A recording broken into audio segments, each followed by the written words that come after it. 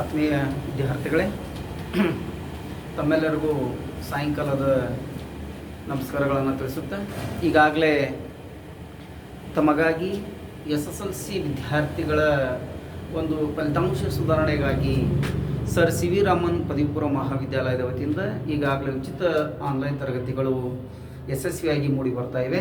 ಹಾಗೆ ಈ ಒಂದು ವಾರ್ಷಿಕ ಪರೀಕ್ಷೆಯಲ್ಲಿ ಉತ್ತಮ ಅಂಕಗಳನ್ನು ತೆಗೆದುಕೊಳ್ಳುವಂಥ ವಿಧಾನದ ಬಗ್ಗೆ ಈಗಾಗಲೇ ನಾವು ಅನೇಕ ತರಗತಿಯಲ್ಲಿ ತಿಳಿಸಿಕೊಡ್ತಾ ಇದ್ದೀವಿ ವಿದ್ಯಾರ್ಥಿಗಳೇ. ಅದೇ ರೀತಿಯಾಗಿ ಇವತ್ತಿನ ದಿನ ನಾವು ಅನೇಕ ಘಟಕವಾರು ನಾವು ಇಲ್ಲಿ ಪ್ರಶ್ನೆ ಪತ್ರಿಕೆಯನ್ನು ಬಿಡಿಸುವುದರೊಂದಿಗೆ ತಮಗೆ ಯಾವ ರೀತಿ ಅತ್ಯಂತ ಸುಲಭವಾಗಿ ಈ ಅಂಕಗಳನ್ನು ಹೇಗೆ ತೆಗೆದುಕೊಳ್ಳಬಹುದು ಅನ್ನುವಂಥ ನಿಯಮವನ್ನು ಈಗಾಗಲೇ ನಾವು ಸರ್ ಸಿ ವಿ ರಾಮನ್ ಉಚಿತ ಆನ್ಲೈನ್ ತರಗತಿಯಲ್ಲಿ ನಾವು ಈಗಾಗಲೇ ಅಧ್ಯಯನ ಮಾಡ್ತಾ ಇದ್ದೀವಿ ವಿದ್ಯಾರ್ಥಿಗಳೇ.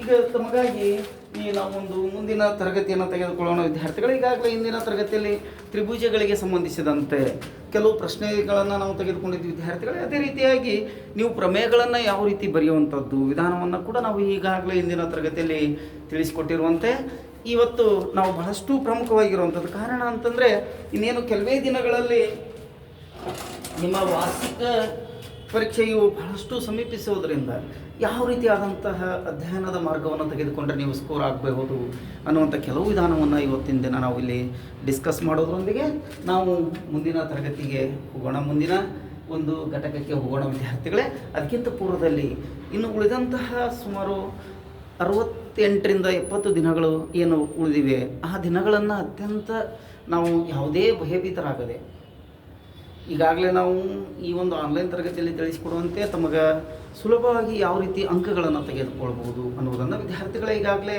ವಿಜ್ಞಾನ, ಗಣಿತ ಮತ್ತು ಇಂಗ್ಲೀಷ್ ತರಗತಿಯಲ್ಲಿ ನಾವು ಹೇಳಿಕೊಡ್ತಾ ಇದ್ದೀವಿ. ಹಾಗೆ ತಾವುಗಳು ಅತ್ಯಂತ ಸುಲಭವಾಗಿ ಬಂದಂತಹ ಪ್ರಶ್ನೆಯನ್ನು ಸ್ಪಷ್ಟವಾಗಿ ಮನನ ಮಾಡಿ ತದನಂತರ ಉತ್ತರಿಸುವಂಥದ್ದು ವಿದ್ಯಾರ್ಥಿಗಳು ಯಾವುದೇ ಗೊಂದಲಕ್ಕೀಡಾಗದೆ ಅತ್ಯಂತ ಸುಲಭವಾಗಿ ನೀವು ಯಾವುದಾದ್ರೂ ಒಂದು ವಿಷಯ ಇದ್ದರೆ ಅದು ಗಣಿತದಲ್ಲಿ ನೀವು ಸುಲಭವಾಗಿ 80ಕ್ಕೆ 80 ತೆಗೆದುಕೊಳ್ಳಬಹುದು ವಿದ್ಯಾರ್ಥಿಗಳೇ.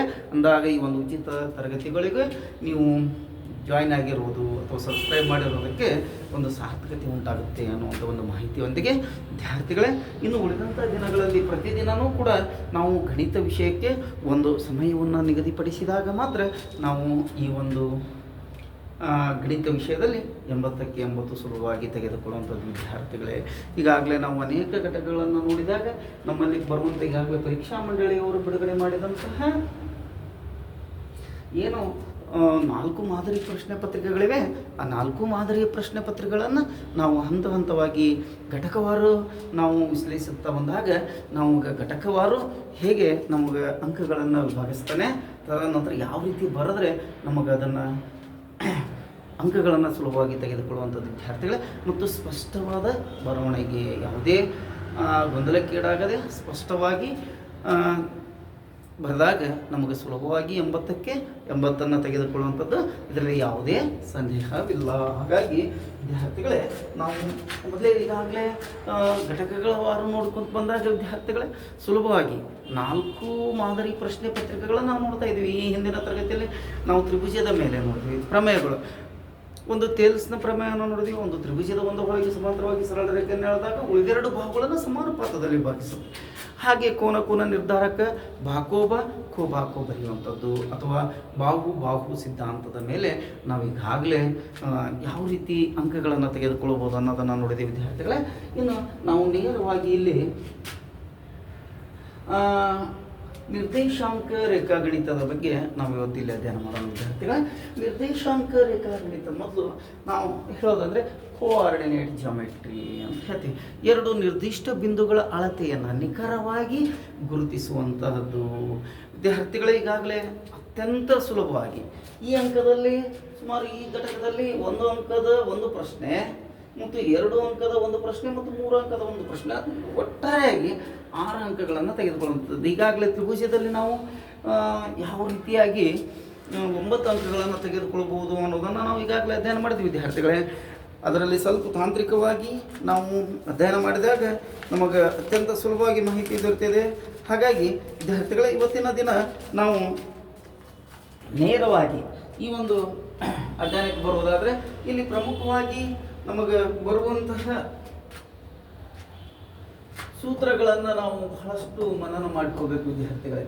ಮೊದಲು ನಾವು ಪ್ರತಿಯೊಂದು ಘಟಕವಾರು ಸೂತ್ರಗಳನ್ನು ಒಂದು ಕಡೆ ನಾವು ಬರೆದುಕೊಳ್ಳೋದ್ರಿಂದ, ಪ್ರತಿದಿನ ಅದನ್ನು ಮನನ ಮಾಡುವುದರಿಂದ ಅತ್ಯಂತ ಸುಲಭವಾಗಿ ನೀವು ಅಂಕಗಳನ್ನು ತೆಗೆದುಕೊಳ್ಳುವಂಥದ್ದು ವಿದ್ಯಾರ್ಥಿಗಳೇ. ಅಂದರೆ ಕೊಟ್ಟಂತಹ ಹೇಳಿಕೆ ಏನನ್ನು ಕೊಟ್ಟಿದ್ದಾನೆ, ಏನನ್ನು ಕಂಡುಹಿಡಿಯಬಹುದು ಅನ್ನುವಂಥದ್ದನ್ನು ನಾವು ಅಂಕವಾರು, ಅಂದರೆ ನಾವು ಸೂತ್ರವನ್ನು ಘಟಕವಾರು ಬರೆದುಕೊಂಡಾಗ ಇಲ್ಲಿ ಬಹಳಷ್ಟು ಪ್ರಮುಖವಾಗಿ ಅಂತಂದರೆ ವಿದ್ಯಾರ್ಥಿಗಳೇ ಡಿಸ್ಟನ್ಸ್ ಫಾರ್ಮುಲಾ ಬರುತ್ತೆ. ಅಂದರೆ ದೂರ ಸೂತ್ರ ಅಂತೇಳಿ ಕರಿತೀವಿ ವಿದ್ಯಾರ್ಥಿಗಳೇ. ನಾವು ಈಗಾಗಲೇ ಅಧ್ಯಯನ ಮಾಡಿದಂತೆ ನಾವು ಮೊದಲು ದೂರ ಸೂತ್ರವನ್ನು ನಾವು ಅಧ್ಯಯನ ಮಾಡಿ, ಅಂದರೆ ದೂರ ಸೂತ್ರ D = x2 - x1 whole square plus y2 - y1 whole square ಅಂತ ಇಲ್ಲಿ ನಮಗೆ ಎರಡು ರೀತಿಯಾದಂತಹ ಸೂತ್ರಗಳನ್ನು ನಾವು ತೆಗೆದುಕೊಳ್ತಾ ಹೋಗ್ತೀವಿ ವಿದ್ಯಾರ್ಥಿಗಳು. ಕೆಲವು ಬಾರಿ ಮೂಲ ಬಿಂದುವನ್ನು ಕೊಟ್ಟಾಗ ದೂರದ ಸೂತ್ರ, ಮೂಲ ಬಿಂದು ಕೊಟ್ಟಾಗ ದೂರದ ಸೂತ್ರ x² + y² ಆಗಿರುತ್ತೆ. ಅಂದರೆ 0, 0 x y ಕೊಟ್ಟಾಗ ವಿದ್ಯಾರ್ಥಿಗಳೇ ನಮಗೆ ದೂರದ ಸೂತ್ರ ಏನಾಗುತ್ತೆ, x² + y² ಅನ್ನುವಂಥದ್ದು. ಅದೇ ರೀತಿಯಾಗಿ ನಮಗೆ ಇಲ್ಲಿ ವಿದ್ಯಾರ್ಥಿಗಳೇ ತದಾದ ನಂತರ ನಮಗೆ ಸೆಕ್ಷನ್ ಫಾರ್ಮುಲಾ ಕೊಡ್ತಾ ಇದ್ದಾನೆ ವಿದ್ಯಾರ್ಥಿಗಳೇ. ಅಂದರೆ ಭಾಗ ಪ್ರಮಾಣ ಸೂತ್ರ ಅಂತೇಳಿ ನಾವೇನು ಕರಿತಾ ಇದ್ದೀವಿ. ಅಂದರೆ ಭಾಗ ಪ್ರಮಾಣ ಸೂತ್ರವನ್ನು ನಾವೇನಂತೀವಿ, PQ = ನಾವು ತೆಗೆದುಕೊಳ್ತಾ ಇದ್ದೀವಿ ವಿದ್ಯಾರ್ಥಿಗಳೇ x1 x2 m1 plus x1 m2 upon m1 plus m2 ಹಾಗೆ y2 m1 plus y1 m2 upon m1 plus m2 ಅಂತ ಹೇಳ್ತಾ ಇದ್ದೀವಿ ವಿದ್ಯಾರ್ಥಿಗಳು. ಈ ಒಂದು ಸೂತ್ರವನ್ನು ನಾವು ಇಲ್ಲಿ ಬಳಸ್ತಾ ಇದ್ದೀವಿ. mx2 or m1 x2 plus x2 x1 m2 whole divided by m1 plus m2 ಹಾಗೆ y2 m1 divided by y2 m1 plus m2 y2 m1 plus y1 m2 upon m1 plus m2 ಹಾಗೆ k ಅನುಪಾತ 1 ಅಂತ ನಾವು ತೆಗೆದುಕೊಂಡಾಗ ವಿದ್ಯಾರ್ಥಿಗಳೇ, ಅನುಪಾತವನ್ನು ತೆಗೆದುಕೊಂಡಾಗ ಕೂಡ ನಾವು ಇಲ್ಲಿ ವಿದ್ಯಾರ್ಥಿಗಳೇ ನಾವು ತೆಗೆದುಕೊಂಡ್ವಿ. ಅಥವಾ 1 ಅನುಪಾತ 1 ಅಂತ ಹೇಳಿದಾಗ x2 plus x1 upon 2 y2 plus y1 upon 2 ಅಂತ ತೆಗೆದುಕೊಳ್ಳುವುದು. ಈ ಸೂತ್ರಗಳನ್ನು ಬಳಸಿ ನಾವು ಯಾವ ರೀತಿಯಾಗಿ ಅಂಕಗಳನ್ನು ತೆಗೆದುಕೊಳ್ಳೋದು, ಅತ್ಯಂತ ಸುಲಭವಾಗಿ 4 ಅಂಕವನ್ನು ತೆಗೆದುಕೊಳ್ಳುವಂತಹ ಘಟಕಗಳಲ್ಲಿ ನಿರ್ದೇಶಾಂಕ ರೇಖಾಗಣಿತ, ಅಂದರೆ ಎರಡು ಬಿಂದುಗಳ ನಡುವಿನ ಅಂತರವನ್ನು ಕಂಡುಹಿಡಿಯುವಂಥದ್ದು. ಈಗಾಗಲೇ ನಾವು ತರಗತಿಯಲ್ಲಿರುವಂಥ ಡೆಸ್ಕ್ಗಳ ಜೋಡಣೆ ಆಗಿರಬಹುದು, ಅಥವಾ ತ್ರಿಭುಜದಲ್ಲಿ ಬರುವಂತಹ ಕೋನಗಳಲ್ಲಿ ಬರುವಂತಹ ಅಳತೆಗಳಲ್ಲಿನ ವ್ಯತ್ಯಾಸವನ್ನಾಗಿ ಕಂಡುಹಿಡಿಯುವಂಥದ್ದು, ಅವುಗಳ ನಡುವೆ ಇರುವಂತಹ ದೂರವನ್ನು. How to find the distance between 2 points, that is called coordinate geometry. ಇವತ್ತು ಕೋಆರ್ಡಿನೇಟ್ ಜಾಮೆಟ್ರಿಯಲ್ಲಿ ನಾವು ಮೊದಲನೇದಾಗಿ ಅತ್ಯಂತ ಸುಲಭವಾದ ಅಂಕಗಳನ್ನು ತೆಗೆದುಕೊಳ್ಳುವಂಥದ್ದು. ಈಗಾಗಲೇ ವಿದ್ಯಾರ್ಥಿಗಳೇ ಸೂತ್ರವನ್ನು ನಾವು ಇಲ್ಲಿ ಬಳಸುವಂಥದ್ದು ಏನಂದರೆ, ಸೂತ್ರ ಅತ್ಯಂತ ಸ್ಪಷ್ಟವಾಗಿರಬೇಕು. ಅಂದರೆ ಪ್ರತಿಯೊಂದು ಸೂತ್ರವನ್ನು ನಾವು ಅತ್ಯಂತ ನಿಖರವಾಗಿ ಬರೆದಾಗ ಮಾತ್ರ ನಾವಿಲ್ಲಿ ಅಂಕಗಳನ್ನು ತೆಗೆದುಕೊಳ್ಳುವಂಥದ್ದು ವಿದ್ಯಾರ್ಥಿಗಳೇ. ಹಾಗಾಗಿ ನಾವು ಇಲ್ಲಿ ಬರುವಂತಹ ಎರಡು ಸೂತ್ರಗಳ ಮೇಲೆ ನಾವು ಇವತ್ತಿನ ಅಧ್ಯಯನ ಮಾಡೋಣ ವಿದ್ಯಾರ್ಥಿಗಳಂದರೆ, ಯಾವ ರೀತಿಯಾಗಿ ನಮಗೆ ಆ ವಸ್ತುವಿನ ನಡುವಿನ ದೂರ ಅಥವಾ ನಿಖರತೆ, ಎರಡು ಬಿಂದುಗಳ ನಡುವಿನ ಅಂತರ ಯಾವ ಥರ ಇದೆ, ಅದು ಸಮಾಂತರವಾಗಿದೆಯೋ ಅಥವಾ ಅದರ ದೂರದಲ್ಲಿರುವಂಥ ಅಳತೆಯನ್ನು ನಾವು ಸುಲಭವಾಗಿ ಕಂಡುಹಿಡಿಯುವಂಥದ್ದು ವಿದ್ಯಾರ್ಥಿಗಳೇ. ಇಲ್ಲಿ ನಾವು ಈಗಾಗಲೇ 1 ಅಂಕದ ಅತ್ಯಂತ ಸುಲಭವಾದಂತಹ ಪ್ರಶ್ನೆಯನ್ನು ನಾವು ತೆಗೆದುಕೊಳ್ಳೋಣ ವಿದ್ಯಾರ್ಥಿಗಳೇ. ಪಿನ ಬೆಲೆ P of -4, -5 ಅಂತ ಕೊಟ್ಟಿದ್ದಾನೆ. ಬಿಂದುವಿನ ಎಳೆದ x ಲಂಬವು ಅಕ್ಷವನ್ನು Q ಬಿಂದುವಿನಲ್ಲಿ ಛೇದಿಸುವಂಥದ್ದಾದರೆ, ಹಾಗಾದರೆ Q ಬಿಂದುವಿನ ನಿರ್ದೇಶಾಂಕಗಳನ್ನು ಕಂಡುಹಿಡಿಯಿರಿ. ಅತ್ಯಂತ ಸುಲಭವಾಗಿರುವಂಥದ್ದು ವಿದ್ಯಾರ್ಥಿಗಳೇ. Q ಬಿಂದುವಿನ ನಿರ್ದೇಶಾಂಕವನ್ನು ಕಂಡುಹಿಡಿಯೋದಾದರೆ ನಾವು ವಿದ್ಯಾರ್ಥಿಗಳೇ ಲಂಬ ಕೊಟ್ಟಿರುವುದರಿಂದ ನೇರವಾಗಿ ನಾವು ವಿದ್ಯಾರ್ಥಿಗಳೇ 0 - 4 ಅಂತ ತೆಗೆದುಕೊಳ್ತಾ ಇದ್ದೀವಿ ವಿದ್ಯಾರ್ಥಿಗಳಂದರೆ x2 minus x1 y2 minus y1 ಬಳಸೋದ್ರ ಮೂಲಕ ನಾವು ಅತ್ಯಂತ ಸುಲಭವಾಗಿ x2 ಮೈನಸ್ x1 ಮೀನ್ಸ್ ಇಲ್ಲಿ ಒಂದು ಲಂಬ ಅಂಶವನ್ನು ನಾವು ತೆಗೆದುಕೊಂಡಾಗ ವಿದ್ಯಾರ್ಥಿಗಳೇ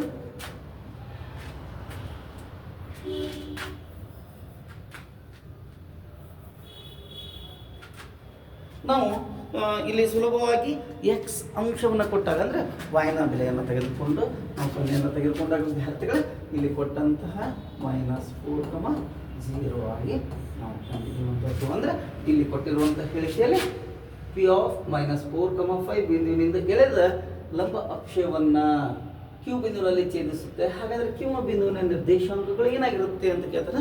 ಇದರ -4,0 ಆಗಿರುತ್ತೆ. ಅತ್ಯಂತ ಸುಲಭವಾಗಿರುವಂಥದ್ದು ಸೂತ್ರದ ಸಹಾಯದಿಂದ ಕಂಡುಹಿಡಿಯುವಂಥದ್ದು ವಿದ್ಯಾರ್ಥಿಗಳೇ. ಇನ್ನು ನಮಗೆ ಎರಡನೇ ಪ್ರಶ್ನೆಯನ್ನು ನೋಡೋಣ. 1 ಅಂಕದ ಒಂದು ಪ್ರಶ್ನೆ ಆಯಿತು. ಇನ್ನು 2 ಅಂಕದ ಒಂದು ಪ್ರಶ್ನೆಯನ್ನು ನಾವು ನೋಡಿದಾಗ 2 ಅಂಕದ ಒಂದು ಪ್ರಶ್ನೆ ಏನಾಗಿರುತ್ತೆ ಅಂದರೆ ವಿದ್ಯಾರ್ಥಿಗಳು 1,6 ನಂತರ 4,3 ಆಗಿದೆ ವಿದ್ಯಾರ್ಥಿಗಳೇ. ಬಿಂದುಗಳನ್ನು ಸೇರಿಸುವ ರೇಖಾಖಂಡವನ್ನು ಆಂತರಿಕವಾಗಿ ಆಂತರಿಕವಾಗಿ 1:2 ಅನುಪಾತದಲ್ಲಿ ಆಂತರಿಕವಾಗಿ ವಿಭಾಗಿಸುವ ಬಿಂದುವಿನ ನಿರ್ದೇಶಾಂಕಗಳನ್ನು ಕಂಡು ಹಿಡಿಯಿರಿ ಅಂಥೇಳಿ ಇಲ್ಲಿ ನಾವು ಬಹಳಷ್ಟು ಸುಲಭವಾಗಿ ಕಂಡುಹಿಡಿಯುವಂಥದ್ದು ವಿದ್ಯಾರ್ಥಿಗಳೇ. ಇಲ್ಲಿ ಇದನ್ನು x1 y1 ಅಂತ ತೆಗೆದುಕೊಳ್ಳೋಣ, ಇದನ್ನು x2 y2. ಈಗಾಗಲೇ ವಿದ್ಯಾರ್ಥಿಗಳೇ ನೀವು ಸುಲಭವಾಗಿ ಕಂಡುಹಿಡಿಯುವಂಥದ್ದು ಉದಾಹರಣೆ ನಮಗಿಲ್ಲಿ ABC ಕೊಟ್ಟ ಅಂತಂದರೆ ನಾವು ಮೊದಲನೇ ಬಿಂದುವನ್ನು ಉದಾಹರಣೆ ಎ ನ ಬೆಲೆಯನ್ನು 1,6, ಬಿ ಬೆಲೆಯನ್ನು 4,3 ಅಂತ ಕೊಟ್ಟಾಗ ವಿದ್ಯಾರ್ಥಿಗಳೇ ಮೊದಲನೇ ಆಯ್ಕೆಯನ್ನು ನಾವು AB ಅಂತ ಹೇಳಿ ಕಂಡುಹಿಡಿಯೋದಾದರೆ ದೂರವನ್ನು ಕಂಡುಹಿಡಿಯೋದಾದರೆ ಮೊದಲನೇ ಅಕ್ಷರ ಅಥವಾ ಮೊದಲನೇ ಸಂಕೇತ ಎ ಆಗಿರುವುದರಿಂದ ಎ ನ ಬೆಲೆಯನ್ನು x1 y1 ತೆಗೆದುಕೊಳ್ಳಿ, ಬಿ ಬೆಲೆಯನ್ನು x2 y2 ತೆಗೆದುಕೊಳ್ಳಿ ವಿದ್ಯಾರ್ಥಿಗಳೇ. ಒಂದು ವೇಳೆ ನೀವು BA ಅಂತ ತೆಗೆದುಕೊಳ್ಳೋದಾದರೆ ಬಿ ನ ಬೆಲೆಯನ್ನು x1 y1 x2 y2 ಯಾವುದೇ ಗೊಂದಲವಿಲ್ಲದೆ ಆಯ್ಕೆಯನ್ನು ಸುಲಭವಾಗಿ ತೆಗೆದುಕೊಳ್ಳಬಹುದು. ಅದೇ ರೀತಿಯಾಗಿ AB BC AC ನಾವು ವಿಭಿನ್ನ ಬಿಂದುಗಳಲ್ಲಿ ಅಂದರೆ ಮೊದಲನೇ ಅಕ್ಷರವನ್ನು ಯಾವ ಅಕ್ಷರವನ್ನು ತೆಗೆದುಕೊಳ್ತೀವಿ. In alphabetically you have to take what in order that is called the first letter take always x1 y1, then second letter take always x2 y2. ಅದರ ಪ್ರಕಾರ ವಿದ್ಯಾರ್ಥಿಗಳೇ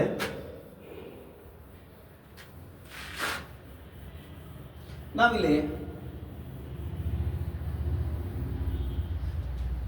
ಕೊಟ್ಟಂತ ಹೇಳಿಕೆಯನ್ನು ಸರಿಯಾಗಿ ಅಧ್ಯಯನ ಮಾಡಿದಾಗ ವಿದ್ಯಾರ್ಥಿಗಳೇ x1 y1 x2 y2 m1 ಅನುಪಾತ m2 1:2 ಅಂತ ತೆಗೆದುಕೊಳ್ಳೋಣ ವಿದ್ಯಾರ್ಥಿಗಳೇ. ಅಂದರೆ ನಾವು ಇಲ್ಲಿ ಪಾಯಿಂಟ್ AB ಅಥವಾ PQ ಅಂತ ತೆಗೆದುಕೊಳ್ಳೋದಾದರೆ ದೂರ AB ನಾವು ಭಾಗ ಪ್ರಮಾಣ ಸೂತ್ರವನ್ನು ಬಳಸಿದಾಗ P ಆಫ್ AB ಅಥವಾ P of XY P of AB ನಾವು ಏನಂತ ತೆಗೆದುಕೊಳ್ತೀವಿ ವಿದ್ಯಾರ್ಥಿಗಳೇ. ಅದೇ ರೀತಿಗೆ ನಾವು ಇಲ್ಲಿ P ಆಫ್ XY ಅನ್ನು ತೆಗೆದುಕೊಳ್ಳೋಣ ವಿದ್ಯಾರ್ಥಿಗಳೇ. P of XY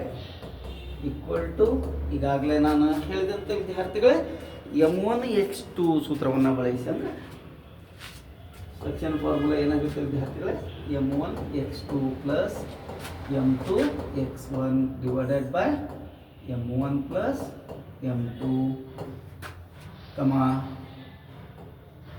m1 y2 plus m2 y1 divided by m1 plus m2 ಅನ್ನು ಬಳಸಿಕೊಂಡು ವಿದ್ಯಾರ್ಥಿಗಳೇ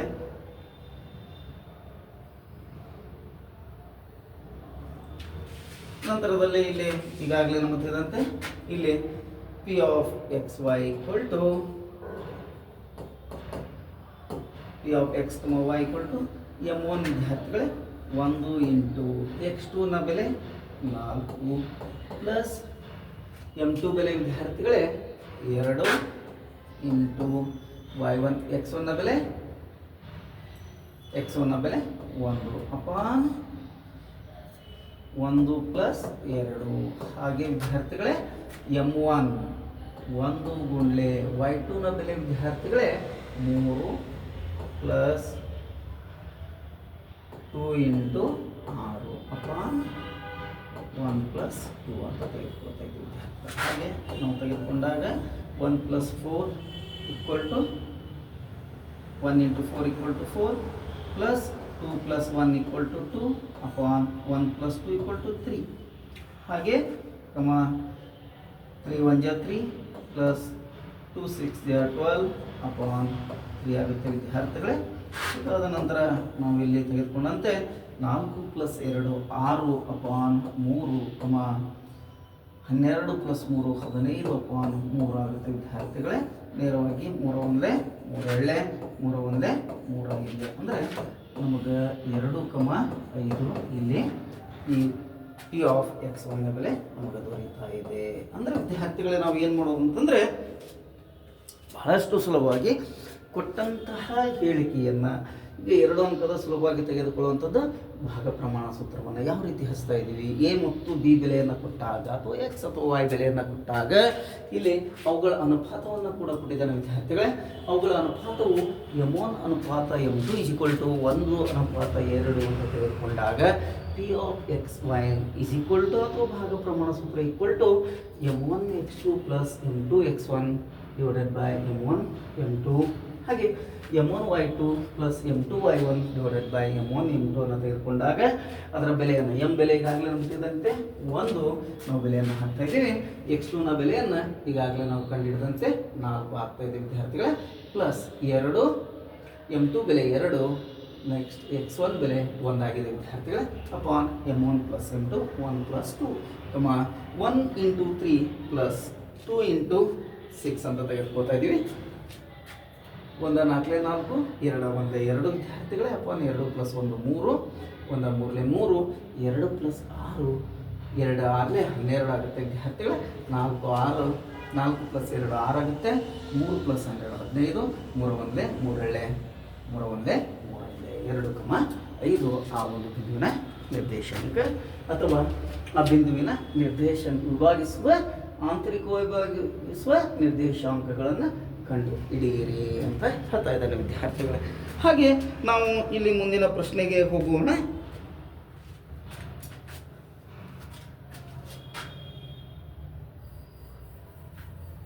ಪ್ರತಿಯೊಬ್ಬರು ಈ ಒಂದು ವಿಡಿಯೋವನ್ನು ಸರಿಯಾಗಿ ಆಲಿಸಿ ತಾವು ಈ ಒಂದು ಚಾನಲ್ಗೆ ಲೈಕ್ ಮತ್ತು ಸಬ್ಸ್ಕ್ರೈಬ್ ಮಾಡೋದರೊಂದಿಗೆ ತಾವು ಈ ಒಂದು ತರಗತಿಗಳಿಗೆ ಪ್ರೋತ್ಸಾಹ ನೀಡಬೇಕು. ಅದೇ ರೀತಿಯಾಗಿ ಆ ಒಂದು ತರಗತಿಗೆ ಪ್ರೋತ್ಸಾಹ ನೀಡುವುದಂದ್ರೆ ಅರ್ಥ ಏನು, ನೀವು ಈ ಒಂದು ತರಗತಿಯನ್ನು ಅತ್ಯಂತ ಸ್ಪಷ್ಟತೆಯಿಂದ ಆಲಿಸಿ ಉತ್ತಮ ಅಂಕಗಳನ್ನು ತೆಗೆದುಕೊಳ್ಳುವ ಒಂದು ದೃಷ್ಟಿಯಿಂದ ನಾವು ಈಗಾಗಲೇ ನಿಮಗೆ ಏನು ಮಾಡ್ತಾ ಇದ್ದೀವಿ, ಈ ಒಂದು ತರಗತಿಗಳನ್ನು ಆಯೋಜಿಸ್ತಾ ಇದ್ದೀವಿ ವಿದ್ಯಾರ್ಥಿಗಳೇ. ಇಲ್ಲಿ ನಾವು ಅದೇ ರೀತಿಯಾಗಿ ಒಂದು ಎ ಬೆಲೆ ಕೊಟ್ಟಿದ್ದಾನೆ ವಿದ್ಯಾರ್ಥಿಗಳೇ.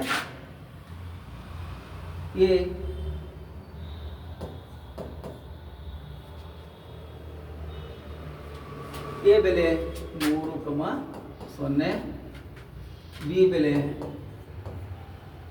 0,2, ಸಿ 0,3 ಆಗುತ್ತೆ ವಿದ್ಯಾರ್ಥಿಗಳೇ. ಇಲ್ಲಿ ಬಿಂದುಗಳ ಮೂಲಕ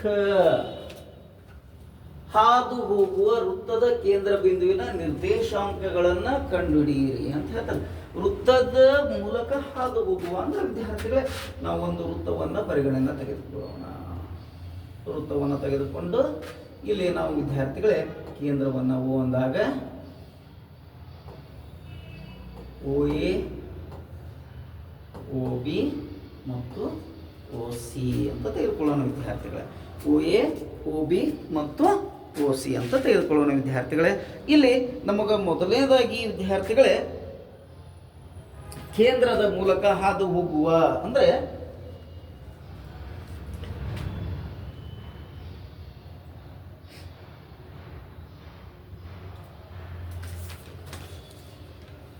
ವಿದ್ಯಾರ್ಥಿಗಳೇ ಮತ್ತೊಮ್ಮೆ ಪ್ರಶ್ನೆಯನ್ನು ಸರಿಯಾಗಿ ಆಲಿಸಿ.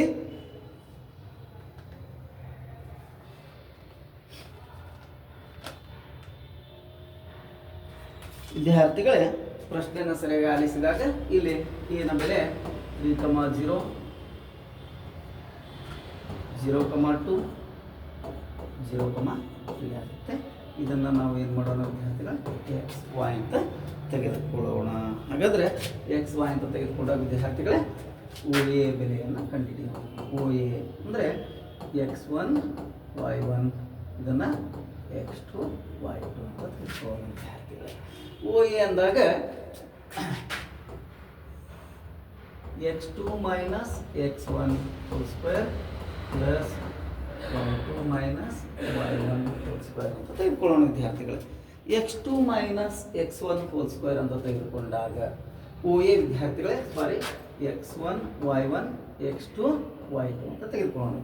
ಅಂದರೆ ಓನ ಬೆಲೆಯನ್ನು x1 y1 ಎನ ಬೆಲೆಯನ್ನು x2 y2 ಅಂತ ತೆಗೆದುಕೊಳ್ಳೋಣ ವಿದ್ಯಾರ್ಥಿ. ಅಂದರೆ ಓ ಎ ಈಕ್ವಲ್ ಟು ಏನಾಗುತ್ತೆ ನೋಡ್ರಿ ವಿದ್ಯಾರ್ಥಿಗಳೇ, x2 ನ ಬೆಲೆ ಏನಾಗುತ್ತೆ 3 ಮೈನಸ್ ಎಕ್ಸ್ ಆಗುತ್ತೆ ವಿದ್ಯಾರ್ಥಿಗಳೇ.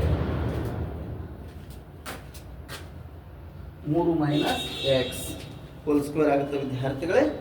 ಹಾಗೆ ಪ್ಲಸ್ y2 ನ ಬೆಲೆ ಏನಾಗಿದೆ ವಿದ್ಯಾರ್ಥಿಗಳೇ 0 ಆಗಿದೆ. 0 ಮೈನಸ್ y ಹೋಲ್ ಸ್ಕ್ವೇರ್ ಆಗುತ್ತೆ ವಿದ್ಯಾರ್ಥಿಗಳೇ. ಅಂದರೆ O A equal to 3 minus x whole square plus into minus ವಿದ್ಯಾರ್ಥಿಗಳೇ ಮೈನಸ್ ವೈ ಸ್ಕ್ವೇರ್ ಆಗುತ್ತೆ. ತದಾದ ನಂತರ ವಿದ್ಯಾರ್ಥಿಗಳೇ ಇದನ್ನು ನಾವು ನೇರವಾಗಿ ಸೂತ್ರವನ್ನು ಬಳಸಿದಾಗ ವಿದ್ಯಾರ್ಥಿಗಳೇ ಸೂತ್ರವನ್ನು ಬಳಸಿ ನಾವು ನೇರವಾಗಿ ಕಂಡುಹಿಡಿಯೋಣ ವಿದ್ಯಾರ್ಥಿಗಳೇ. ಏನಾಗುತ್ತೆ ಅಂತಂದರೆ a minus b whole square whole square is equal to a square minus 2ab plus b square ಆಗುತ್ತೆ ವಿದ್ಯಾರ್ಥಿಗಳು. ಅಂದರೆ ಇಲ್ಲಿ 3 ಮೈನಸ್ ಎಕ್ಸ್ ಹೋಲ್ ಸ್ಕ್ವೇರ್ ಏನಿದೆ ಅದಕ್ಕೆ ನಾವು ಸೂತ್ರದ ಸಹಾಯದಿಂದ ಬಿಡಿಸೋಣ ವಿದ್ಯಾರ್ಥಿಗಳೇ. A equal to 3 minus 2 into 3 into X plus X square plus Y square minus into minus plus Y square ವಿದ್ಯಾರ್ಥಿಗಳೇ. Then O A equal to ನಮ್ಗೆ ಈಗಾಗಲೇ ಗೊತ್ತಿದ್ದಂತೆ 9 minus 6x plus X square plus Y square ಆಗುತ್ತೆ ವಿದ್ಯಾರ್ಥಿಗಳೇ. ಅಂದರೆ A square 3 ಮೂರಲೆ 9 2 ಮೂರಲೆ 6 minus X into X square plus Y square ಆಗುತ್ತೆ ವಿದ್ಯಾರ್ಥಿಗಳೇ. ನಂತರದಲ್ಲಿ ನಾವು ಓ ಬಿಯನ್ನು ಕಂಡುಹಿಡಿಯೋಣ. ಅದೇ ರೀತಿಯಾಗಿ ಓ ಬಿ ಅಂದರೆ ಇದನ್ನು x2 y2 ಅಂತ ತೆಗೆದುಕೊಳ್ಳೋಣ ವಿದ್ಯಾರ್ಥಿಗಳೇ.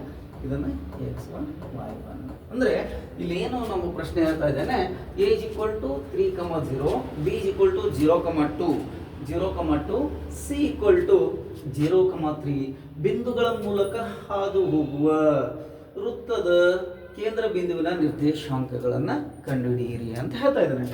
ವೃತ್ತದ ಬಿಂದುವಿನ ಮೂಲಕ ಅಂದರೆ ಕೇಂದ್ರ ಬಿಂದು, what is the centre of point. ಒಂದು ವೃತ್ತ ನಿರ್ಮಾಣವಾಗಲು ಪ್ರಮುಖವಾದ ಬಿಂದುವೇ ಕೇಂದ್ರ ಬಿಂದು ಅನ್ನೋದು ಈಗಾಗಲೇ ನಮ್ಗೆ ಗೊತ್ತಿರುವಂಥದ್ದು ವಿದ್ಯಾರ್ಥಿಗಳೇ. ಅಂದರೆ ಮೊದಲು ಓ ಎ ಅಂದರೆ ನಾವು ವೃತ್ತದ ಪ್ರಕಾರ O A is equal to O B is equal to O C. ಕಾರಣ ವೃತ್ತದ ತ್ರಿಜ್ಯಗಳು ಸರ್ವ ಸಮವಾಗಿರುತ್ತೆ ಅನ್ನುವಂಥ ಆಧಾರದ ಮೇಲೆ ನಾವಿಲ್ಲಿ ಏನು ಕಂಡುಹಿಡಿಬೇಕಂದ್ರೆ ಕೇಂದ್ರ ಬಿಂದುವಿನ ನಿರ್ದೇಶಾಂಕಗಳನ್ನು ಕಂಡುಹಿಡಿಯುವಂತಂದ್ರೆ ಎಕ್ಸ್ ಮತ್ತು ವೈ ಬೆಲೆಯನ್ನು ನಾವಿಲ್ಲಿ ಸುಲಭವಾಗಿ ಕಂಡುಹಿಡಿಯುವಂಥದ್ದು ವಿದ್ಯಾರ್ಥಿಗಳೇ. ಹಾಗಾಗಿ ನಂತರ ಓ ಬಿ ಈಕ್ವಲ್ ಟು ಹಾಗಾದರೆ ಸ್ಕ್ವೇರ್ ರೂಟ್ ಆಫ್ x2 ಅಂದರೆ ಏನಾಗುತ್ತೆ ವಿದ್ಯಾರ್ಥಿಗಳೇ 0 ಮೈನಸ್ ಎಕ್ಸ್ ಪ್ಲಸ್ y2 ಅಂದರೆ 2 ಮೈನಸ್ ವೈ ಆಗುತ್ತೆ ವಿದ್ಯಾರ್ಥಿಗಳೇ. 2 ಮೈನಸ್ ವೈ ಹೋಲ್ ಸ್ಕ್ವೇರ್ ಆಗುತ್ತೆ ವಿದ್ಯಾರ್ಥಿಗಳೇ. 2 ಮೈನಸ್ ವೈ ಹೋಲ್ ಸ್ಕ್ವೇರನ್ನು ನಾವಿಲ್ಲಿ ತೆಗೆದುಕೊಳ್ತಾ ಇದ್ದೀವಿ. ಹಾಗಾದರೆ ಏನಾಗುತ್ತೆ ನೋಡ್ರಿ ವಿದ್ಯಾರ್ಥಿಗಳು, O B equal to X square ಆಗುತ್ತೆ minus X square plus 2 whole square minus 2 into 2 into Y plus Y whole square ಆಗುತ್ತೆ ವಿದ್ಯಾರ್ಥಿಗಳು. Square root of next one X square minus into minus plus X square plus 4 minus 4xy plus 4y plus Y square ಆಗುತ್ತೆ ವಿದ್ಯಾರ್ಥಿಗಳೇ. ಅಂದ್ರೆ ಇದನ್ನು ನಾವು ಇಲ್ಲಿ ಏನು ಮಾಡ್ತಾ ಇದ್ದೀವಿ, ಓ ಬಿ ಬೆಲೆಯನ್ನು ಕಂಡುಹಿಡಿತಾ ಇದ್ದೀವಿ. ಅಂದರೆ ನೇರವಾಗಿ ಓ ಬಿ ಬೆಲೆಯನ್ನು ಅಂದರೆ ಎಕ್ಸ್ ಸ್ಕ್ವೇರ್ ನ ಬೆಲೆಯನ್ನು ತೆಗೆದುಕೊಂಡು ಮೈನಸ್ 4y ಪ್ಲಸ್ 4 ಅಂತ ತೆಗೆದುಕೊಂತ ಇದ್ದೀವಿ ವಿದ್ಯಾರ್ಥಿಗಳೇ. ಇದನ್ನು ನಾವು ಒ ಬಿ ಅಂತ ಕಂಡುಹಿಡಿತಾ ಇದ್ದೀವಿ. ಇಲ್ಲಿ ವಿದ್ಯಾರ್ಥಿಗಳೇ ಮೊದಲು ನಾವು ಏನು ತಿಳ್ಕೊಬೇಕಂದ್ರೆ ಓ ಎ ಅಂತ ತೆಗೆದುಕೊಂಡಾಗ ಓನ ಬೆಲೆಯನ್ನು x1y1, ಎನ ಬೆಲೆಯನ್ನು x2y2, ಈಗಾಗಲೇ ನಮಗೆ ಗೊತ್ತಿದಂತೆ a = 3,0, b = 0,2 ಮತ್ತು c = 0,3 ಬಿಂದುಗಳ ಮೂಲಕ ಹಾದು ಹೋಗುವ ವೃತ್ತದ ಕೇಂದ್ರ ಬಿಂದುವಿನ ನಿರ್ದೇಶಾಂಕಗಳನ್ನು ಕಂಡುಹಿಡಿಯಿರಿ ಅಂಥೇಳಿ ನಮಗಿಲ್ಲಿ ಒಂದು ಪ್ರಶ್ನೆಯನ್ನು ಕೇಳಿದ ವಿದ್ಯಾರ್ಥಿಗಳು. ಅದೇ ರೀತಿಯಾಗಿ ಇಲ್ಲಿ ನಾವು ಒ ಎನ್ನು ಕಂಡುಹಿಡಿದಿದ್ದ ವಿದ್ಯಾರ್ಥಿಗಳೇ, ನಾವು ಮತ್ತೊಮ್ಮೆ ಇಲ್ಲಿ ಬರ್ಕೊಳ್ಳೋಣ.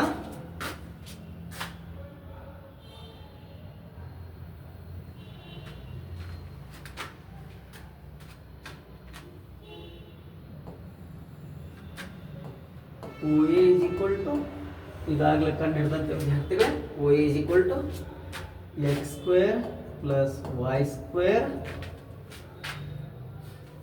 - 6x + 9 ವಿದ್ಯಾರ್ಥಿಗಳೇ. ದೆನ್ ಒ ಬಿ ನ ಬೆಲೆಯನ್ನು ಈಗಾಗಲೇ ನಾವು ಕಂಡುಹಿಡಿದಿದ್ದೀವಿ ವಿದ್ಯಾರ್ಥಿಗಳೇ. ನೇರವಾಗಿ ಬರ್ಕೊಳ್ಳೋದಾದ್ರೆ x² + y² - 4y + 4 ಅಂತ ತೆಗೆದುಕೊಂಡಿದ್ದೀವಿ ವಿದ್ಯಾರ್ಥಿಗಳೇ. ಓ ಎ ಮತ್ತು ಒ ಬಿ ಯ ಬೆಲೆಯನ್ನು ಕಂಡುಹಿಡಿದಿದ್ದೀವಿ. ಈಗಾಗಲೇ ಮತ್ತೊಮ್ಮೆ ಸರಿಯಾಗಿ ಆಲಿಸಿ ವಿದ್ಯಾರ್ಥಿಗಳೇ. ಓ ಎದ ದೂರವನ್ನು ಓ ಮತ್ತು ಎ ಬಿಂದುಗಳ ನಡುವಿನ ದೂರವನ್ನು ಕಂಡುಹಿಡಿಯೋಣ. ಓ ಎ ಬೆಲೆಯನ್ನು ಕಂಡುಹಿಡಿದಾಗ x2 - x1² + y2 - y1². ಇಲ್ಲಿ x2 ನ ಬೆಲೆ 3 ಇದೆ ವಿದ್ಯಾರ್ಥಿಗಳೇ. x1ನ ಬೆಲೆ x ಆಗಿದೆ. ಅದೇ ರೀತಿಯಾಗಿ y2 ನ ಬೆಲೆ 0 ಆಗಿದೆ ವಿದ್ಯಾರ್ಥಿಗಳೇ. y1 ನ ಬೆಲೆ ನಮಗೆ y ಆಗಿರೋದ್ರಿಂದ 0 - y² ಅಂತ ತೆಗೆದುಕೊಳ್ತಾ ಇದ್ದೀವಿ. ಅದೇ ರೀತಿಯಾಗಿ ಇಲ್ಲಿ a - b² ಎಂಬ ನಿಬಂಧಿತ ನಿತ್ಯ ಸಮೀಕರಣದ ಸೂತ್ರವನ್ನು ಬಳಸುವುದರೊಂದಿಗೆ ಇಲ್ಲಿ ಓ ಎನ ಬೆಲೆಯನ್ನು ಕಂಡುಹಿಡಿತಾ ಇದ್ದೀವಿ. ಅಂದರೆ 3 3 9 a - b² 3 3 9 - 2 3 6x + x² + y². ಇದನ್ನು ನಾವು ನೇರವಾಗಿ ಬರೆದಾಗ ವಿದ್ಯಾರ್ಥಿಗಳೇ ಓ ಎ = x² + y² - 6x + 9 ಆಗುತ್ತೆ. ಅದೇ ರೀತಿ ಒ ಬಿ = x² + ಓ ಬೆಲೆ ಮತ್ತು ಬಿ ಬೆಲೆ, ಅಂದರೆ ಒ ಬಿ ಯ ಬೆಲೆಯನ್ನು ತೆಗೆದುಕೊಂಡಾಗ ಓ x1y1, ಒ ಬಿ x2y2 ಆಗುತ್ತೆ. ಬಿ ಬೆಲೆ ಅಂದರೆ ಓ ಮತ್ತು ಬಿಗಿರುವಂತಹ ದೂರವನ್ನು ಕಂಡುಹಿಡಿಯೋಣ. ಇವು 3 ಸರ್ವಸಮ ಅನ್ನೋದು ಈಗಾಗಲೇ ನಿಮಗೆ ಗೊತ್ತಿರುವಂಥ ಮಾಹಿತಿ ವಿದ್ಯಾರ್ಥಿಗಳೇ. ಇನ್ನು ನಂತರದಲ್ಲಿ ನಾವು ನೇರವಾಗಿ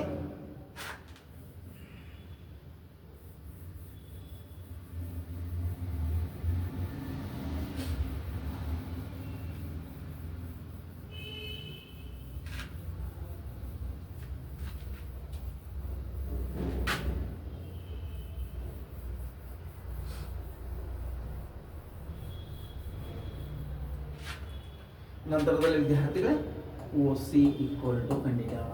O C = x2 - x1² + y2 - y1² ಅಂತ ತೆಗೆದುಕೊಳ್ಳೋಣ ವಿದ್ಯಾರ್ಥಿಗಳೇ. ಹಾಗಾದರೆ ಓ ಸಿ ಅಂತಂದರೆ ಓನ ಬೆಲೆ x1y1, ಸಿ ನ ಬೆಲೆ ಈಗಾಗಲೇ ನಮ್ಗೆ ಗೊತ್ತಿದ್ದಂತೆ 0,3 ಕೊಟ್ಟಿದ್ದಾನೆ ವಿದ್ಯಾರ್ಥಿಗಳೇ. ಅಂದರೆ ಇದನ್ನು ನಾವು x2 y2 ಅಂತೇಳಿ x2, y2 ಅಂತ ಪರಿಗಣಿಸೋಣ. ಹಾಗಾಗಿ ಇಲ್ಲಿ O C what? O C x2 - x1 ಅಂತ ಹೇಳ್ತಾ ಇದ್ದಾನೆ ವಿದ್ಯಾರ್ಥಿಗಳೇ. 0 - x² ಬಿಕಾಸ್ x2 ನ ಬೆಲೆ 0 ಇದೆ, x1 ನ ಬೆಲೆ x ಇರುವುದರಿಂದ, ಪ್ಲಸ್ y2 ನ ಬೆಲೆ 3 - y² ಅಂತ ಇದೆ ವಿದ್ಯಾರ್ಥಿಗಳೇ. ಅಂದರೆ ನೇರವಾಗಿ O C = √(-0 - x² means -x² plus 3² -2 × 3 × y plus y² ಆಗುತ್ತೆ ವಿದ್ಯಾರ್ಥಿಗಳೇ. ನಂತರದಲ್ಲಿ ಇಲ್ಲಿ -(-x² means +x² plus 9 - 6y plus y² ಆಗುತ್ತೆ ವಿದ್ಯಾರ್ಥಿಗಳೇ. ಹಾಗಾಗಿ ಇಲ್ಲಿ ನೇರವಾಗಿ x² - 6y plus y² - 6y plus 9 ಆಗಿರುತ್ತೆ ವಿದ್ಯಾರ್ಥಿಗಳೇ. ವಿದ್ಯಾರ್ಥಿಗಳಂದರೆ ನಾವಿಲ್ಲಿ ಎಕ್ಸ್ ಮತ್ತು ವೈನ ಬೆಲೆಯನ್ನು ಅತ್ಯಂತ ಸುಲಭವಾಗಿ ಕಂಡುಹಿಡಿಯುವಂಥದ್ದು. ಮೊದಲು ನಾವೇನು ತೊಗೊಳ್ಳೋಣ, O A is equal to O B. The next one O A is equal to O B. The ನಂತರ O B is equal to O C. O A is equal to O B. O C is equal to O A is equal to O C ಅಂತ ತೆಗೆದುಕೊಳ್ಳೋಣ ವಿದ್ಯಾರ್ಥಿಗಳು. ಅಂದರೆ O B is equal to O C ಅನ್ನು ತೆಗೆದುಕೊಳ್ಳೋಣ. ನಾವು ಮೊದಲು O B is equal to O C ಅಂತ ತೆಗೆದುಕೊಳ್ಳೋಣ. ಅಂದರೆ ಓ ಸಿ ಬೆಲೆಯನ್ನು ಬರೆದುಕೊಳ್ಳೋಣ ವಿದ್ಯಾರ್ಥಿಗಳೇ. O C is equal to ಏನು ಬರುತ್ತೆ ವಿದ್ಯಾರ್ಥಿಗಳೇ, X square plus Y square plus 6y plus 9 ಇದೆ ವಿದ್ಯಾರ್ಥಿಗಳು. ಅಂದರೆ ನಾವು ಮೊದಲನೇದಾಗಿ O B is equal to O C, ಕಾರಣ ಇವೆರಡು ವೃತ್ತದ ಎರಡು ತ್ರಿಜ್ಯಗಳು ಸಮ, ಅದನ್ನು ನಾವು ಪರಿಗಣನೆ ಮಾಡೋಣ ವಿದ್ಯಾರ್ಥಿಗಳೇ. ಈಗಾಗಲೇ ಸಿ ಬೆಲೆ ನಮಗೆ ಗೊತ್ತಿರುವಂತೆ ಓ ಬಿ ಮತ್ತು ಓ ಎ ಓ ಸಿಗಳ ಬೆಲೆಯನ್ನು ನಾವು ಈಗಾಗಲೇ ಕಂಡುಹಿಡಿದಿದ್ದೀವಿ ವಿದ್ಯಾರ್ಥಿಗಳೇ. ಅದಕ್ಕೆ ನಾವು ಇಲ್ಲಿ ನೇರವಾಗಿ ಅದರ ಬೆಲೆಯನ್ನು ತುಂಬೋಣ.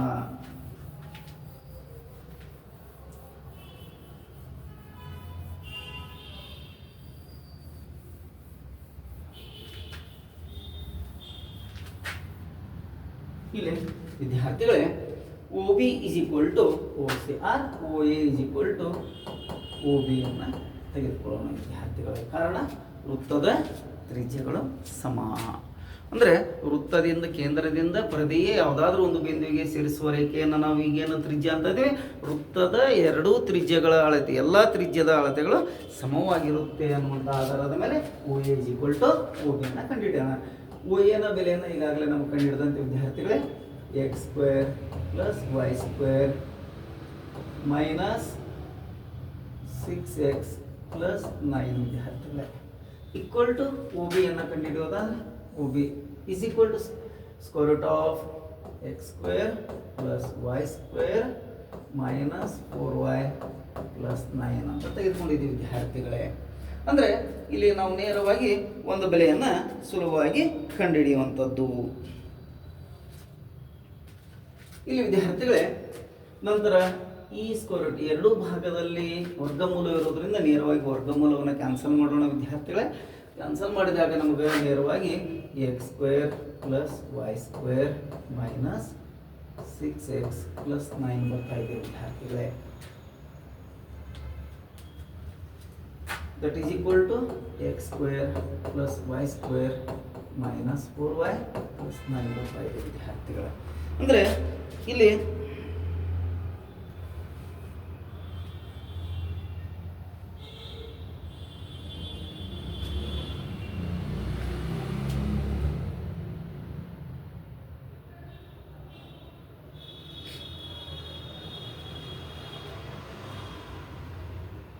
ನಂತರದಲ್ಲಿ ವಿದ್ಯಾರ್ಥಿಗಳೇ X square y square cancel ಆಗ್ತಾ ಇದೆ, ಮೈನಸ್ 6x ಮೈನಸ್ 4y ಮತ್ತು 9 ಕೂಡ ಕ್ಯಾನ್ಸಲ್ ಆಗ್ತಾ ಇದೆ.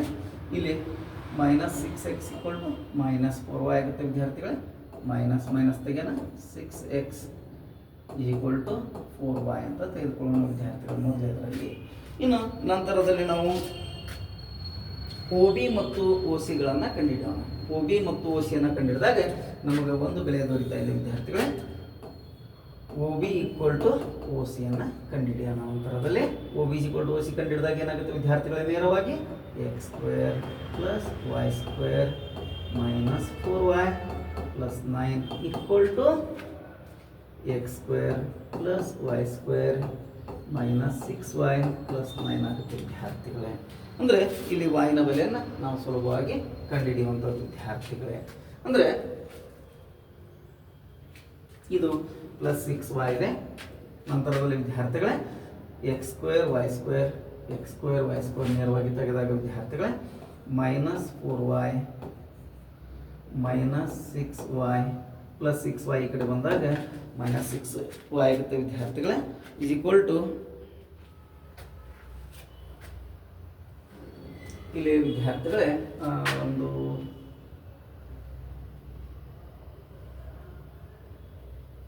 ಇದು 4 ಆಗಿರೋದ್ರಿಂದ ವಿದ್ಯಾರ್ಥಿಗಳೇ ಒಂದು 0 ಅಷ್ಟೇ ಪ್ಲಸ್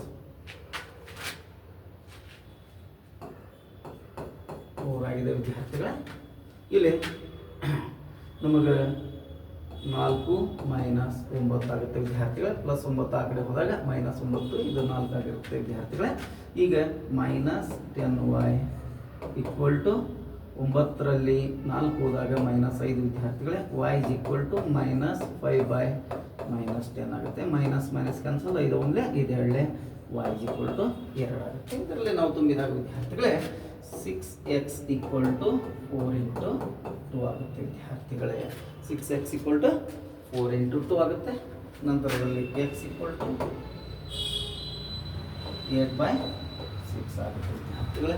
ನಾವು 8/6 ಆದಾಗ ನಾವು ನೇರವಾಗಿ ಇಲ್ಲಿ ವಿದ್ಯಾರ್ಥಿಗಳೇ y ಈಕ್ವಲ್ ಟು 1/2 ಆಗುತ್ತೆ ವಿದ್ಯಾರ್ಥಿಗಳೇ. y ನ ಬೆಲೆ 1/2 ತುಂಬಿದಾಗ ವಿದ್ಯಾರ್ಥಿಗಳೇ ಇಲ್ಲಿ ನಮಗೆ ನೇರವಾಗಿ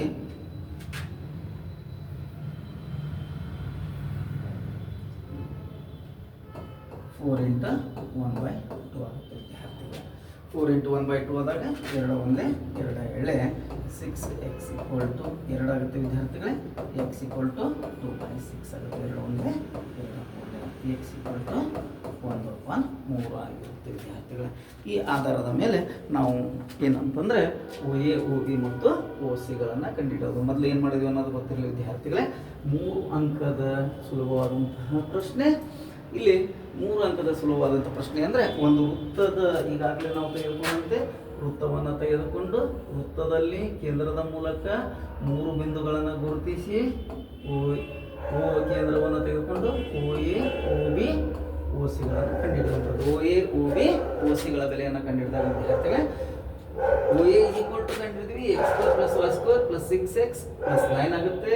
OB is equal to x² + y² - 4y + 4 = 4 ಆಗುತ್ತೆ. OC √(x² + y² + 6xy + 9 ಆಗುತ್ತೆ ವಿದ್ಯಾರ್ಥಿಗಳೇ.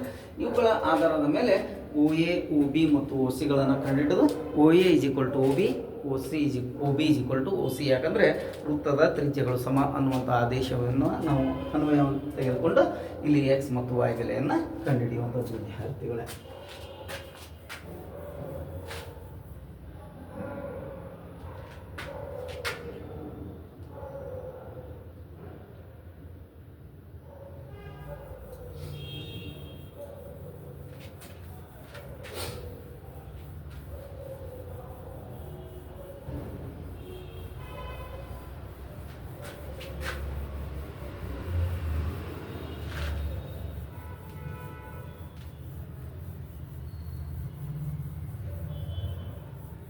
ನಂತರ ಮುಂದಿನ ಪ್ರಶ್ನೆಗೆ ಹೋಗೋಣ ವಿದ್ಯಾರ್ಥಿಗಳೇ.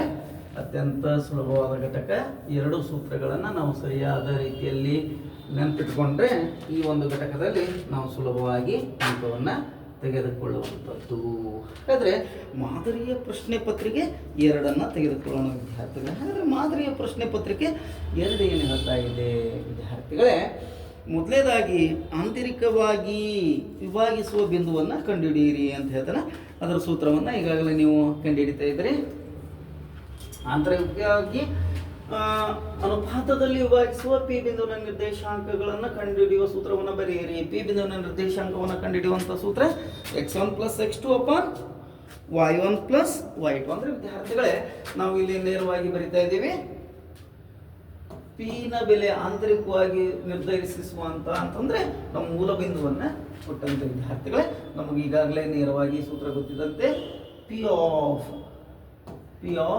x, y equal to x1 + x2 or x2 + x1/2 y2 + y1/2. ಈಗಾಗಲೇ ನಾನು ಹೇಳಿದೆ ವಿದ್ಯಾರ್ಥಿಗಳೇ, ಅಂದರೆ 1:1 ಕೊಟ್ಟಾಗ ಅದರ ಬೆಲೆಯನ್ನು 1:1 ಅಂದರೆ 1:1 m1 ಅನುಪಾತ m2 ನ ಬೆಲೆಯನ್ನು 1:1 ಕೊಟ್ಟಾಗ ವಿದ್ಯಾರ್ಥಿಗಳೇ ಪಿ ಆಫ್ ಎಕ್ಸ್ ವೈ ನ ಬೆಲೆಯನ್ನು ಕಂಡುಹಿಡಿಯಿರಿ ಅಂದಾಗ P of x y equal to ಏನಾಗಿರುತ್ತೆ ವಿದ್ಯಾರ್ಥಿಗಳೇ?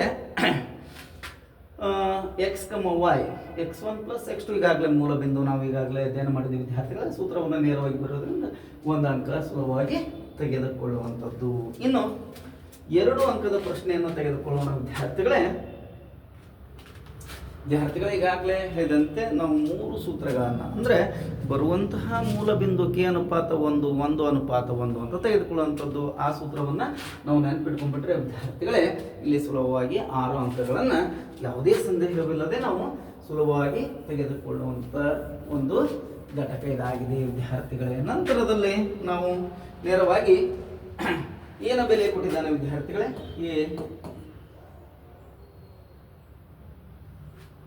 ಏನ ಬೆಲೆ ಅಥವಾ 1,6 ಬಿ ಅಂತ ತೆಗೆದುಕೊಳ್ಳೋಣ ವಿದ್ಯಾರ್ಥಿಗಳೇ. 4,3 ಅಥವಾ x, y ಅಂತ ತೆಗೆದುಕೊಳ್ಳೋಣ. ಇದರ ಆಂತರಿಕ ಅನುಪಾತ ಏನು ಹೇಳ್ತದೆ ಅಂದರೆ ವಿದ್ಯಾರ್ಥಿಗಳೇ 3:1 ಅಂತ ಹೇಳ್ತದೆ. ಇದನ್ನು x1 y1 x2 y2 ಕಂಡುಹಿಡಿಯೋಣ. ಅದಾದ ನಂತರ m1 ಅನುಪಾತ m2 3:1 ಅನ್ನೋದನ್ನು ಸೂತ್ರದ ಮೂಲಕ ಆದೇಶಿಬಿಡೋಣ. ಹಾಗಾದರೆ P of A B or x y ಈಗಾಗಲೇ ಸೂತ್ರ ಗೊತ್ತಿದ್ದಂತೆ x2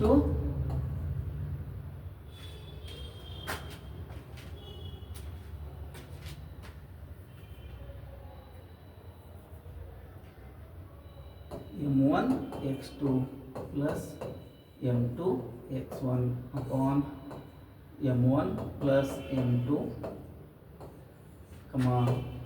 m1 y2 plus m2 y1 upon m1 plus m2 that is equal to ವಿದ್ಯಾರ್ಥಿಗಳು ಈಗಾಗಲೇ ನಮಗೆ ಗೊತ್ತಿದ್ದಂತೆ 3:1 ಕೊಟ್ಟಿದ್ದಾನೆ. 3 ಇಂಟು x2 ನ ಬೆಲೆ ವಿದ್ಯಾರ್ಥಿಗಳೇ 4 ಪ್ಲಸ್ m2 ಬೆಲೆ 1 ಇಂಟು y1 ನ ಬೆಲೆಯನ್ನು ವಿದ್ಯಾರ್ಥಿಗಳೇ 6 ಅಂತ ಕೊಟ್ಟಿದ್ದಾನೆ. ಸಾರಿ ವಿದ್ಯಾರ್ಥಿಗಳು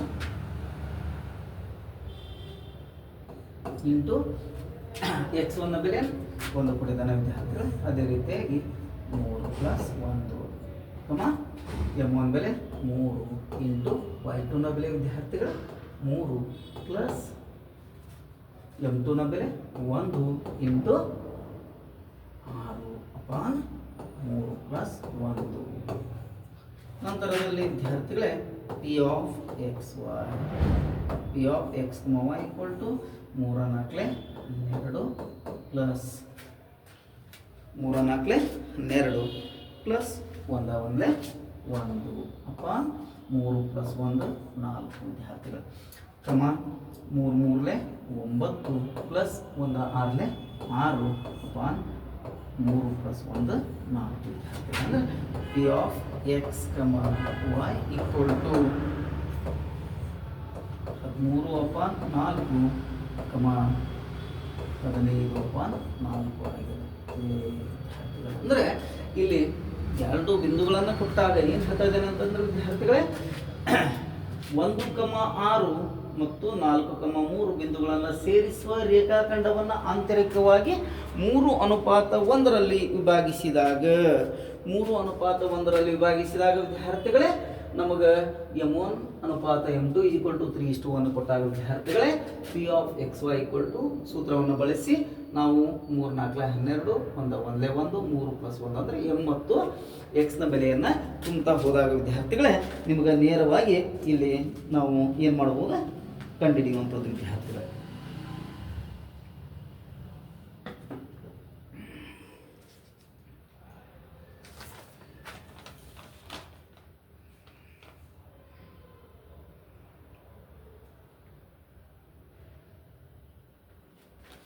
ನಂತರದಲ್ಲಿ ವಿದ್ಯಾರ್ಥಿಗಳೇ ಮುಂದಿನ ಪ್ರಶ್ನೆ ಹೋಗೋಣ.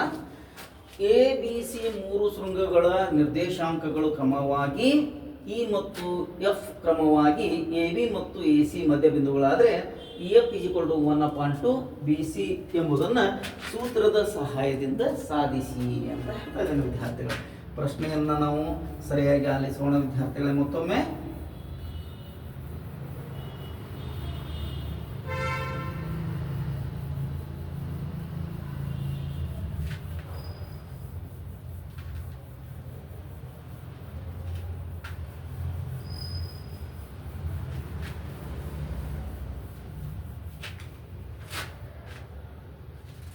ಇಲ್ಲಿ ವಿದ್ಯಾರ್ಥಿಗಳೇ ನಮಗೆ ಕೊಟ್ಟಿರುವಂತಹ ಸೂತ್ರವನ್ನು ಸರಿಯಾದ ಪ್ರಶ್ನೆ ಏನಿದೆ ಅಂತಂದ್ರೆ A B C 3 ಶೃಂಗಗಳ ನಿರ್ದೇಶಾಂಕಗಳು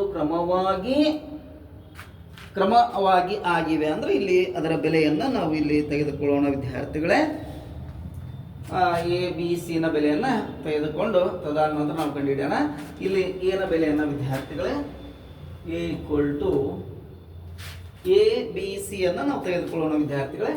triangle A B C ಒಂದು ತ್ರಿಭುಜವನ್ನು ತೆಗೆದುಕೊಳ್ಳೋಣ ವಿದ್ಯಾರ್ಥಿಗಳೇ. ಎ ಬಿ ಸಿ ಇಲ್ಲಿ ನಮಗೆ ಎ ನ ಬೆಲೆಯನ್ನು ಈಗಾಗಲೇ ಕೊಟ್ಟಂತೆ 7,2 ಬಿ ಬೆಲೆಯನ್ನು ವಿದ್ಯಾರ್ಥಿಗಳೇ 9,10 ತದನಂತರ ಸಿ ಬೆಲೆ 1,4 ವಿದ್ಯಾರ್ಥಿಗಳೇ. ನಿಯಮದ ಪ್ರಕಾರ ವಿದ್ಯಾರ್ಥಿಗಳು ಏನು ಹೇಳ್ತಾ ಇದ್ದಾನೆ ಅಂದ್ರೆ ಎ ಬಿ ಮತ್ತು ಎ ಸಿಗಳ ಮಧ್ಯ ಬಿಂದುಗಳು ಇ ಮತ್ತು ಎಫ್ ಆಗಿವೆ. ಎ ಬಿ ಮೇಲೆ ಈ ಬಿಂದುವನ್ನು ಗುರುತಿಸೋಣ, ಎ ಸಿ ಮೇಲೆ ಎಫ್ ಬಿಂದುಗಳನ್ನು ಗುರುತಿಸಿ ಸೇರಿಸಿದಾಗ ವಿದ್ಯಾರ್ಥಿಗಳು ನಮ್ಗೆ ಏನು ಹೇಳ್ತಾ ಇದ್ದಾನೆ ಅಂತಂದ್ರೆ F is equal to 1/BC ಎಂದು ಸಾಧಿಸಿ ಅಂತ ಹೇಳ್ತಾ ಇದ್ದಾನೆ ವಿದ್ಯಾರ್ಥಿಗಳೇ. ಅಂದ್ರೆ 1/BC ಅಂತ ಹೇಳಿ ನಾವಿಲ್ಲಿ ಸಾಧಿಸಬೇಕಾಗುತ್ತೆ ವಿದ್ಯಾರ್ಥಿಗಳೇ. ನೋಡೋಣ ವಿದ್ಯಾರ್ಥಿಗಳೇ, ಈಗ ಮೊದಲು ನಾವು ಏನು ಕಂಡುಹಿಡಿಯೋಣ ಅಂದ್ರೆ ಎ ಬಿ ಬೆಲೆಯನ್ನು ಕಂಡುಹಿಡಿಯೋಣ. ಎ ಬಿಯ ನಿರ್ದೇಶಾಂಕಗಳನ್ನು ಕಂಡುಹಿಡಿಯೋಣ. ನೇರವಾಗಿ ಮೂಲ ಬಿಂದುವ ಪ್ರಮೇಯದ ಪ್ರಕಾರ ನಾವು ಕಂಡುಹಿಡಿಯೋಣ ವಿದ್ಯಾರ್ಥಿಗಳೇ. A B equal to x2 plus x1 upon 2 y2 plus y1 upon 2 ಬೆಲೆಯನ್ನು ಹಾಕೋಣ ವಿದ್ಯಾರ್ಥಿಗಳೇ. ಎ ಬಿ ಈಕ್ವಲ್ ಟು ಏನಾಗುತ್ತೆ ನೋಡ್ರಿ ವಿದ್ಯಾರ್ಥಿಗಳೇ, x2 A B x1 y1 x2 y2 ಆಗುತ್ತೆ ವಿದ್ಯಾರ್ಥಿಗಳೇ. ತದನಂತರ ಇಲ್ಲಿ ನಮಗೆ ನೇರವಾಗಿ 9 ಪ್ಲಸ್ 7 ಅಪಾನ್ 2 y2 ಬೆಲೆ 10 ಪ್ಲಸ್ 2 ಅಪಾನ್ 10 ಪ್ಲಸ್ 2 ಅಪಾನ್ 2 ವಿದ್ಯಾರ್ಥಿಗಳೇ. ಇಲ್ಲಿ ನಮಗೆ A B equal to 9 plus 7 16 ಆಗುತ್ತೆ ಅಪಾನ್ 2, 10 ಪ್ಲಸ್ 2 12 ಅಪಾನ್ 2 ಆಗುತ್ತೆ ವಿದ್ಯಾರ್ಥಿಗಳೇ. 2 ಒಂದೇ 2 ಎಂಟ್ಲೆ 2 ಒಂದೇ 2 ಆರ್ಲೆ ಅಂದರೆ ಇಲ್ಲಿ ಇ ಈಸ್ ಈಕ್ವಲ್ ಟು ಅಂದರೆ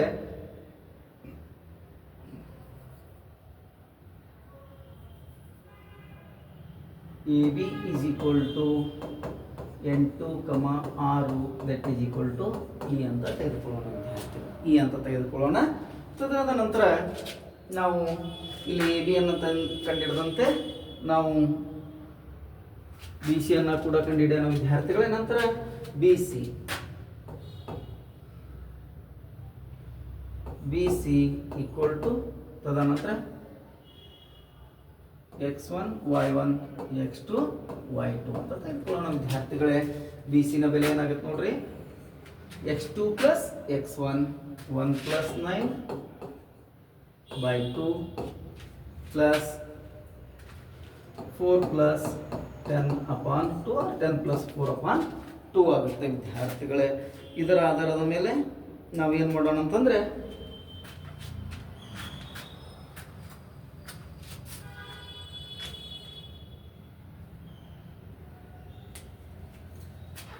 ವಿದ್ಯಾರ್ಥಿಗಳೇ ಇಲ್ಲಿ ನಾವು ಬಿ ಸಿ ಬೆಲೆಯನ್ನು ಕಂಡುಹಿಡೋಣ. ನಂತರ ಇ ಎಫ್ ದೂರವನ್ನು ಕಂಡುಹಿಡೋಣ. ಬಿ ಸಿ ತೆಗೆದುಕೊಳ್ಳ್ರಿ ವಿದ್ಯಾರ್ಥಿಗಳೇ. B C equal to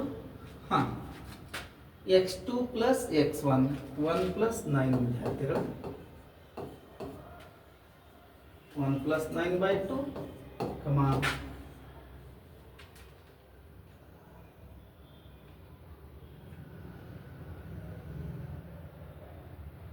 4 plus 10 by 2 ವಿದ್ಯಾರ್ಥಿಗಳು ಅಂದರೆ ಬಿ ಸಿ ಈಕ್ವಲ್ ಟು ನಮಗೆ ಏನಾಗುತ್ತೆ 10 by 2 14 by 2 ಆಗುತ್ತೆ ವಿದ್ಯಾರ್ಥಿಗಳು.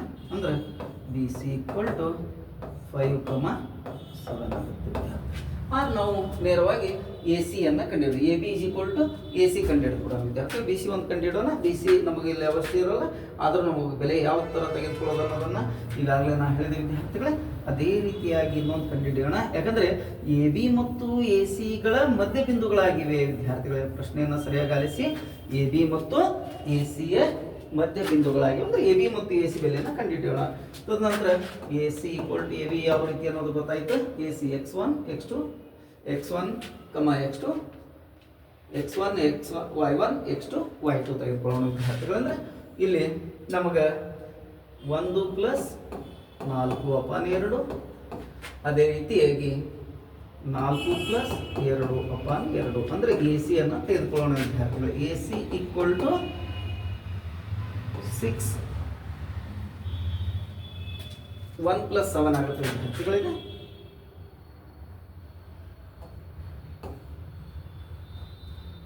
1 + 7 ಅಂದರೆ 8/2,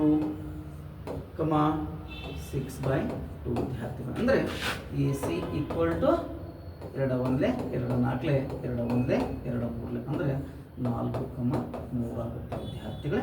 ಇದನ್ನು ನಾವು ಇಲ್ಲಿ A C equal to 4,3 equal to F ಅಂತ ತೆಗೆದುಕೊಳ್ಳೋಣ ವಿದ್ಯಾರ್ಥಿಗಳೇ. ಅಂದರೆ ನಾವಿಲ್ಲಿ ನೇರವಾಗಿ ಎ ಬಿ ಮತ್ತು ಎ ಸಿಗಳನ್ನು ಕಂಡುಹಿಡಿಯೋದು. ಬಿ ಸಿಯನ್ನು ಕಂಡುಹಿಡಿಯುವಂಥದ್ದು ಇಲ್ಲಿ ಬಿ ಸಿ ಕಂಡುಹಿಡಿಯುವಂಥ ಅವಶ್ಯಕತೆ ಇಲ್ಲ. ನಾನು ನಿಮಗೆ ಬಿ ಸಿ ಕೂಡ ಯಾವ ರೀತಿ ಕಂಡುಹಿಡಿಯೋದು ಅನ್ನೋದನ್ನು ಈಗಾಗಲೇ ನಾನು ತೋರಿಸಿದ್ದೀನಿ ವಿದ್ಯಾರ್ಥಿಗಳೇ. ಇನ್ನು ನಾವು ನೇರವಾಗಿ ಇಲ್ಲಿ ಎ ಬಿ ಮತ್ತು ಎ ಸಿಗಳ ಬೆಲೆಯನ್ನು ಕಂಡುಹಿಡಿದಿದ್ದೀವಿ ವಿದ್ಯಾರ್ಥಿಗಳ. ಇನ್ನು ನಿಯಮಕ್ಕನುಗುಣವಾಗಿ ನಾವು ಇ ಎಫ್ ಬೆಲೆಯನ್ನು ಕಂಡುಹಿಡಿಯೋಣ ವಿದ್ಯಾರ್ಥಿಗಳೇ. ಇ ಎಫ್ ಬೆಲೆಯನ್ನು ಕಂಡುಹಿಡಿಯೋದಾದರೆ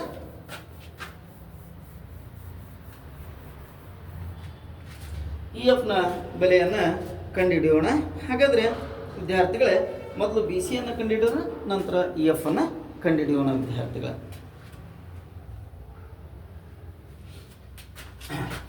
ಅದೇ ರೀತಿ ಬಿ ಸಿ ಕೂಡ ನಾವು ಇಲ್ಲಿ ಕಂಡು ಹಿಡಿದುಬಿಡೋಣ ವಿದ್ಯಾರ್ಥಿಗಳ. B C equal to x1 y1 ಆಗ್ತಾ ಇದೆ ಸರ್.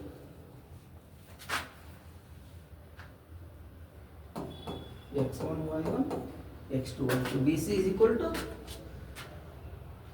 1 + 9/2.